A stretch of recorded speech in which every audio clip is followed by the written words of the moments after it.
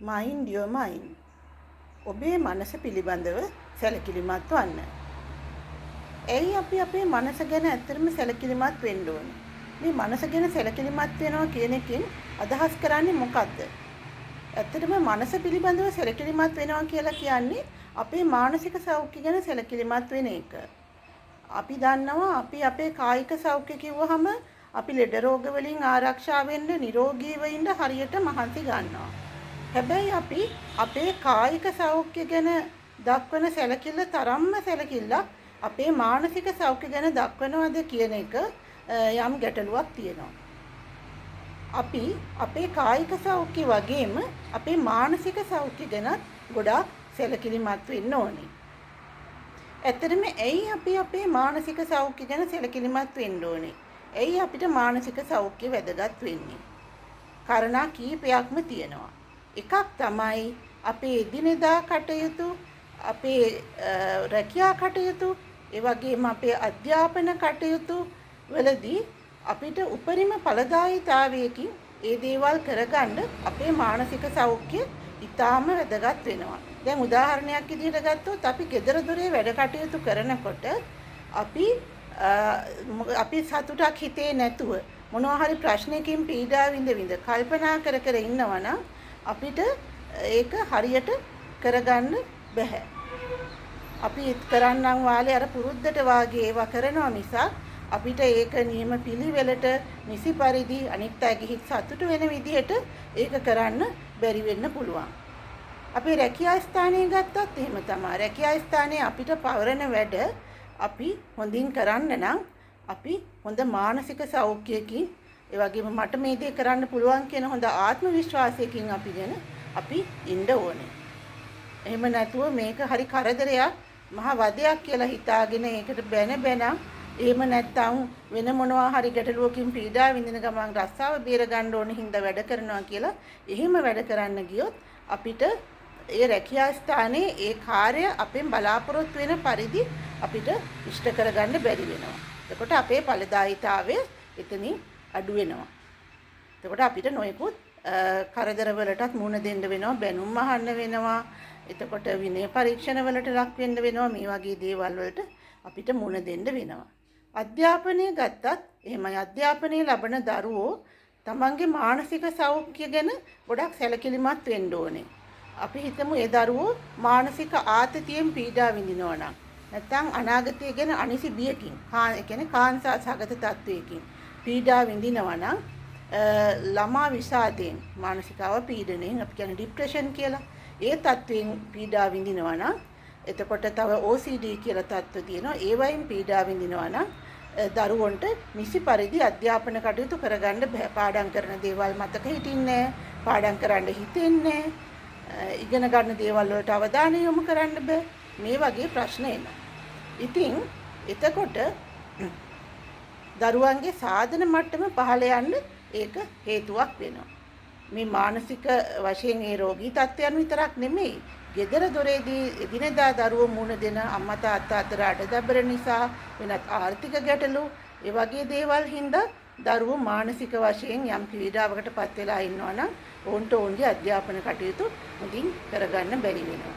ඒ වගේම තමයි මේ මානසික සෞඛ්‍ය කියන එක අපි එකිනෙකා අතර පවත්වන සබඳතාවලදී ඊටාම වැදගත් වෙනවා. මිනිසා සමාජ සත්වයක් විදිහට සමාජ සබඳතා පවත්වනවා.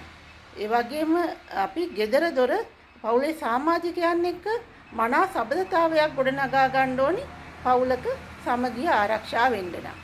ඉතින් අපිට නිතර තරහ යනවා නම්, අපි කනස්සල්ලටපත් වෙලා ඉන්නවා නම්, කලකිරීමටපත් වෙලා ඉන්නවා නම් අපිට අපේ පවුලේ සමාජිකයන් සමග ඒ වගේම අපිට එදිනෙදා හම්බ වෙන වටපිටාවේ අයත් එක්ක, අපි රැකියා ස්ථානයේ අයත් එක්ක, පාසලේ අනිත් මිතුරියන් එක්ක අපිට හොඳ සම්බන්ධතාවයක් ගොඩනගා ගන්න බැරි වෙනවා.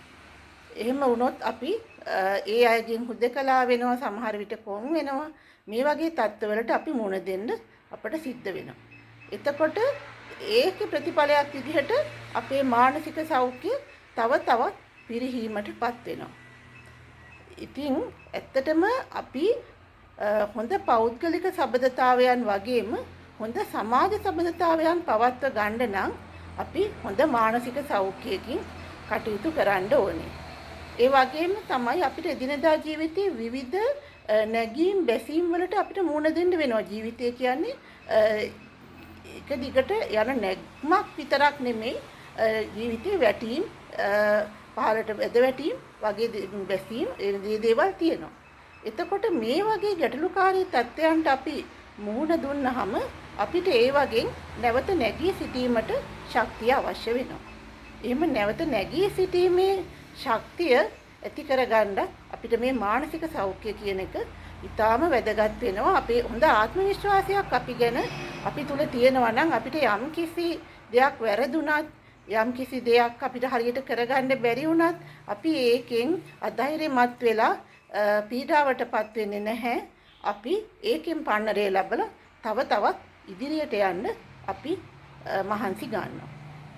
ඉතින් මෙන්න මේ වගේ අපේ මානසික සෞඛ්‍ය අපේ එදිනදා ජීවිතයේ කටයුතු වලට, රැකියා කටයුතු වලට, අධ්‍යාපන කටයුතු වලට, පෞද්ගලික සබඳතාවලට, සමාජ සබඳතාවලට ඉතාමත්ම වැදගත් වෙනවා.